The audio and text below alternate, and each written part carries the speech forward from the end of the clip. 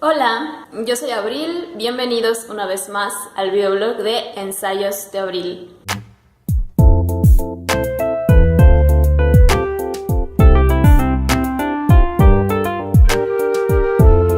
En esta ocasión traigo hasta ustedes algunas de mis mejores lecturas del año pasado, el 2019, qué rápido se va esta vida, y quiero compartirlas con ustedes, que sepan que fueron grandiosos libros, que me hicieron muy feliz mientras los estuve leyendo, o tal vez no tan feliz ahora que lo estoy pensando, pero que creo y considero que son libros, historias a las que los invito a acercarse, que creo que es muy valioso que todos conozcamos. Y eso, pues les traigo mi top 10, que tradicionalmente, como ustedes saben, lo ordeno del 10 al 1, y este orden es completamente subjetivo. Yo voy a exponer mis razones, pero este orden es muy personal por las circunstancias por las que yo atravesaba mientras estaba leyendo estas historias, entonces tengan en cuenta eso. Esto no es más que un divertimento de mi parte como lectora, al haber disfrutado mucho con estos libros, y por eso los quiero compartir con todos ustedes. Entonces no vamos a echar mucho choro,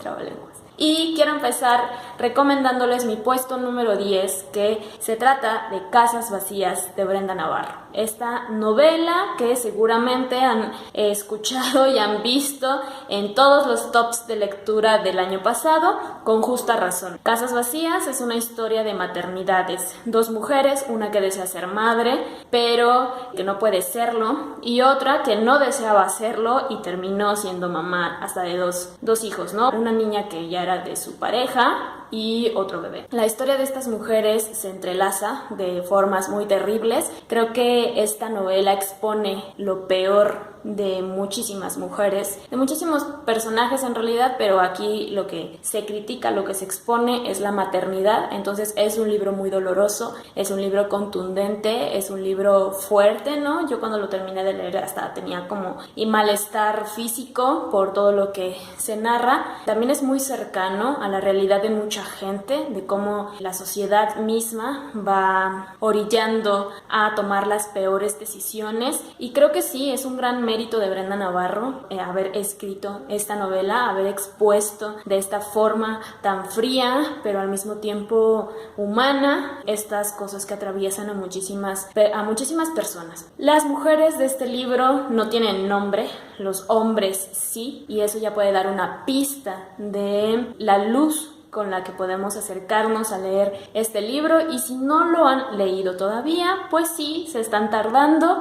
Creo que Casas Vacías ha sido de lo mejor que se ha escrito también en los últimos años dentro de la literatura mexicana, y échenle un vistazo, la verdad, a mí me gustó mucho. Puesto número 9 va a ser para la antología La Cámara Sangrienta, de Angela Carter. Angela Carter yo no la conocía, busqué de ella porque leí que La Cámara Sangrienta era una reinterpretación de los cuentos de hadas que ella había escrito. Yo soy súper fan de los cuentos de hadas, me encantan los hermanos Grimm, Perrault, ¿no? O sea, soy como todos esos principios de la literatura infantil y juvenil, o lo que se conoce con ese nombre, me encanta, y por eso acercarme a La Cámara Sangrienta fue una maravilla. Esta mujer no solo conocía los cuentos de hadas tradicionales, sino que también es una maestra de la prosa elegante, elaborada, esta fijación que tiene en sus textos con lo erótico, con lo sexual, porque pues ya lo sabemos a estas alturas de la vida, que los cuentos de hadas tradicionales tienen una fuerte carga sexual, solo que enfocada más en la mujer como objeto. Y Angela Carter utiliza esta carga sexual de los cuentos para, pues no voy a decir empoderar porque detesto esa palabra, pero digamos para enaltecer el papel de la mujer. Entonces es muy interesante. Hay por ahí un par de cuentos muy perturbadores, pero yo los disfruté muchísimo, lo volvería a leer, creo que es muy delicioso, es un manjar. Entiendo que no a todas las personas les pueda parecer magnífico, pero a mí sí me lo pareció. Es incómodo, es elaborado, es elegante, y sobre todo respeta mucho esa tradición de los cuentos clásicos de hadas.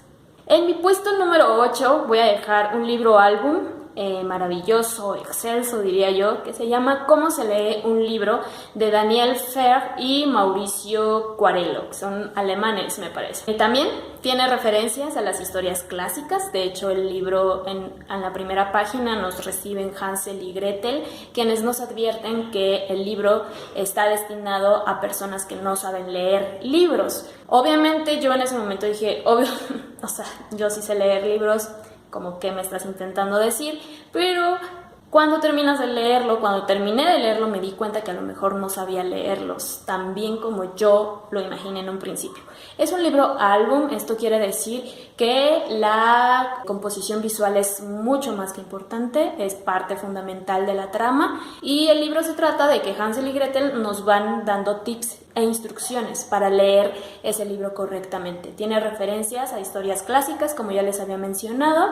La ilustración me parece un acierto, un completo acierto, y cumple con el justo equilibrio de los libros álbum. Eso quiere decir que si quitas la ilustración y dejas solo el texto, ya no se entiende nada, y si dejas solo el texto y quitas la ilustración, pues tampoco. Me parece una maravilla este libro, lo quiero conseguir en cuanto pueda.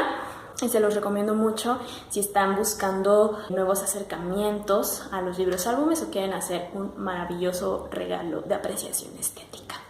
En el puesto número 7 dejaré el poemario Con fin de nadie de Jimena Jurado. Además, estoy muy contenta porque debo advertir que yo a Jimena Jurado la conozco desde hace tiempo, es mi amiga, ella también hace videos en YouTube, les voy a enlazar su canal para que se vayan a suscribir a su canal, es miembro también de Libros Bifortipos, y quiero aclarar, solo por si hay alguna duda, que mi amistad con ella no tiene nada que ver con que yo haya elegido este poemario para estar entre mis favoritos del año. Es más, me parecería una injusticia poner o recomendar un libro de alguno de mis amigos si no cumple, o sea, si yo supiera que no cumple con las exigencias que yo misma me he impuesto como lectora, ¿no? Entonces tengan la confianza de que no va por ahí esta recomendación, todo lo contrario. El poemario de Con fin de nadie me parece un acierto en muchos niveles, es poesía, que yo creo que la poesía es algo que debemos seguir alimentando, que debemos seguir buscando e invitando a las personas a leer, y además Jimena lo mezcló con temas científicos, con su gran pasión por el universo, hablando de una cosmonauta que viaja a través del espacio y del tiempo para reencontrarse a sí misma en ese universo vasto del que no sabemos nada.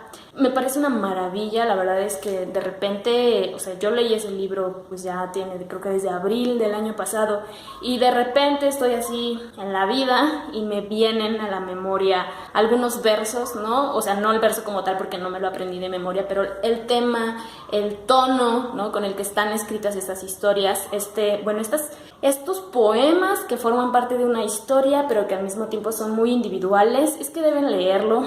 Si a ustedes les gusta la poesía y además les gusta la ciencia ficción, creo que leer Con fin de nadie es incluso una responsabilidad, porque además es una poeta mexicana muy joven, que yo, imagínense, estoy como pavo real aquí hablando de ese poemario porque de verdad lo disfruté muchísimo.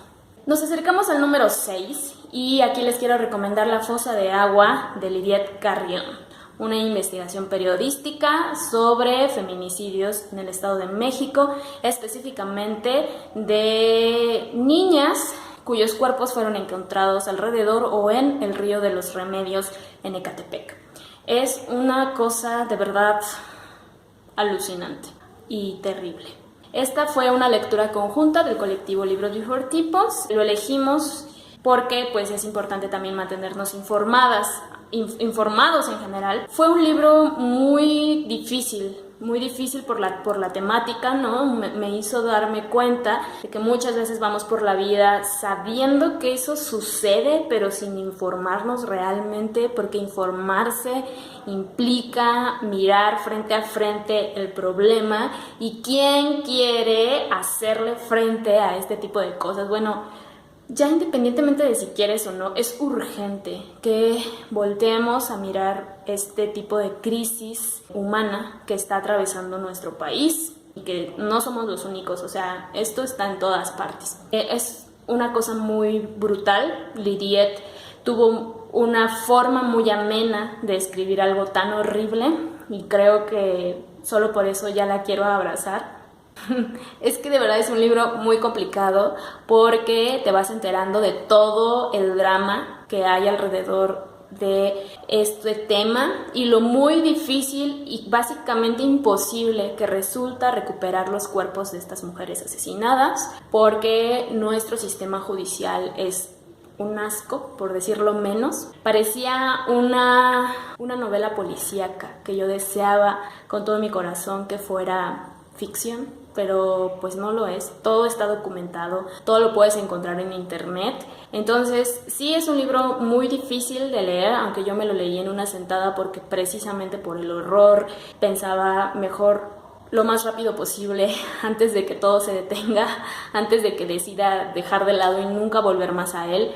Invito a su lectura, seguramente muchos de ustedes ya lo conocen. Si les da miedo leerlo, háganlo, mándenme un mensaje, díganme: Abril, empecé a leer este libro, necesito compañía, porque allí vamos a estar. Creo que fue un gran acierto leerlo juntas, leerlo en Libros de Tipos, porque pues entendimos que las lecturas colectivas hacen una gran diferencia y este tipo de libros demostró, ¿no?, lo importante que es sabernos juntas en temas tan terribles como este. Esa es mi recomendación.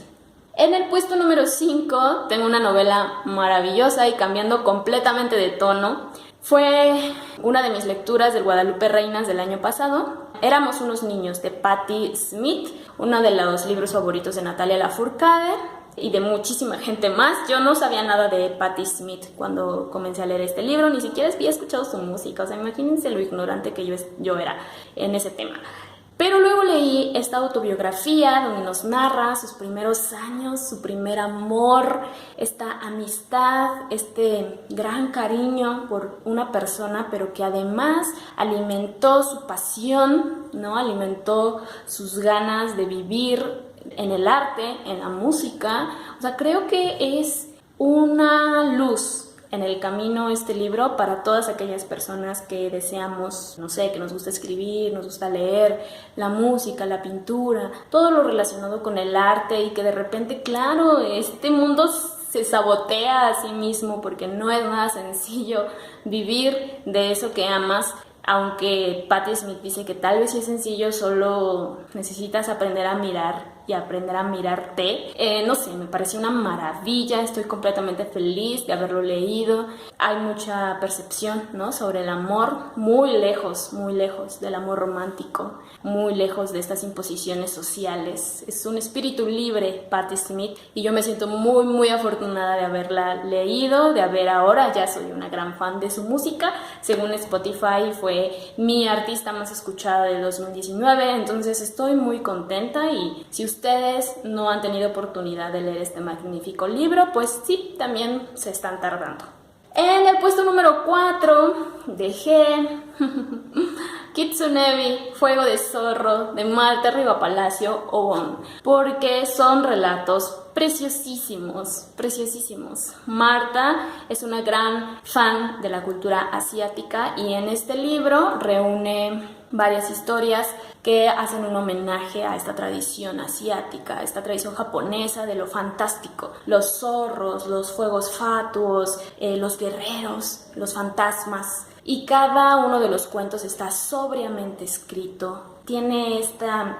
Es que ven que Marta igual es súper fan de lo poético, de la poesía, entonces esta narrativa es acompasada, es deleitable, o deleitosa más bien, es preciosa. Y no sé cuál de todos mis relatos es mi favorito, porque Marta logra condensar, ¿no?, esa esencia humana en sus personajes, esas decisiones que son contundentes y al ser relatos que emulan las grandes hazañas, pues no sé, quedan muchas ganas de seguir leyéndola. Yo la disfruté mucho, tiene un toque ahí de lo fantástico que es francamente increíble. Entonces les recomiendo mucho este libro de relatos de Marta Riva Palacio, que además me emociona mucho porque sí, ustedes lo saben, es una de mis escritoras favoritas en México. Y estoy pues doblemente emocionada porque este año voy a poder tomar un curso de escritura con ella. Yes. En el puesto número 3 decidí dejar la novela ganadora del Premio Angular 2018, Como Caracol, de Alaide Ventura Medina. ¡Wow! Es la novela juvenil que yo estaba buscando, que yo sé que se pueden seguir escribiendo novelas que reten. Es una novela juvenil que no está enfocada en el amor o en la escuela.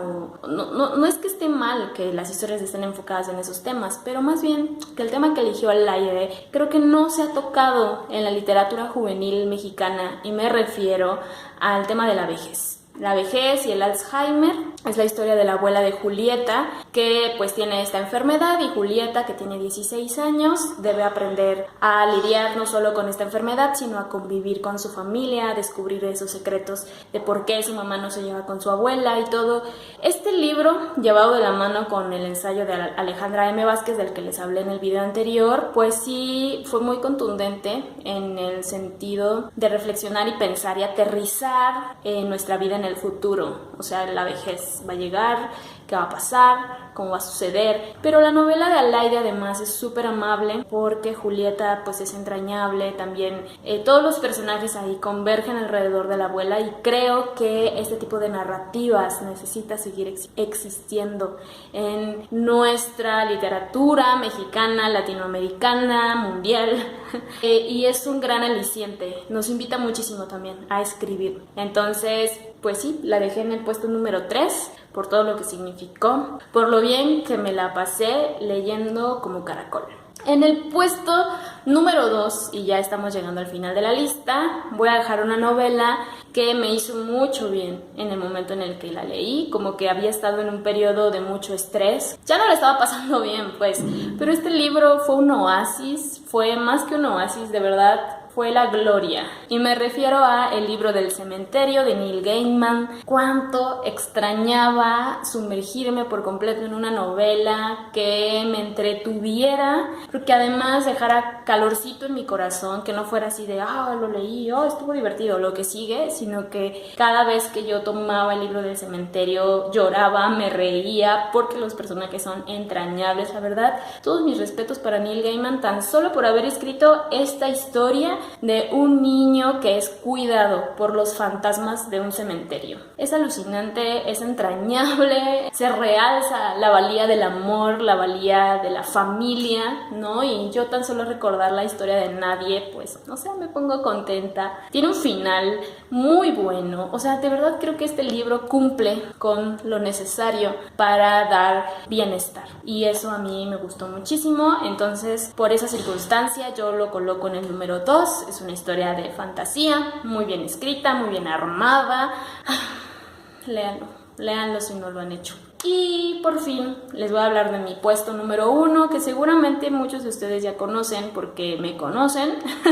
Se trata de Los desposeídos, de Úrsula K. Le Guin. Úrsula ya se ha convertido en una de mis escritoras favoritas. Hace 2 años también su novela La mano izquierda de la oscuridad quedó en el primer puesto, y ahora en Los desposeídos nos habla de 2 mundos, de Urras y Anarres. En uno de ellos la gente vive todavía en el capitalismo, es como una descripción muy cercana a lo que es el planeta Tierra, pero en el otro planeta han aprendido a trabajar en equipo y a repartirse equitativamente todo lo que hay. Hay equidad, esa equidad que tanto anhelamos muchos de nosotros, pues existe en este planeta, que si no mal recuerdo es Urras o Anarres. Siempre me hago bolas con cuál es cuál.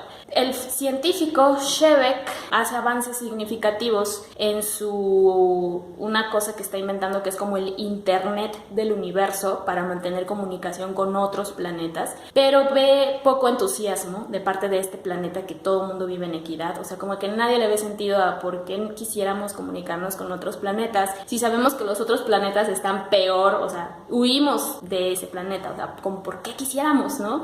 Entonces no le hace mucho caso a su espíritu de investigación, su espíritu científico, y él se ve obligado, porque su amor por la ciencia es más grande, que se va al otro planeta a observar cómo viven y a presentarles esta idea que trascenderá el universo de todo lo que ha escrito Úrsula K. Le Guin. ¡Wow!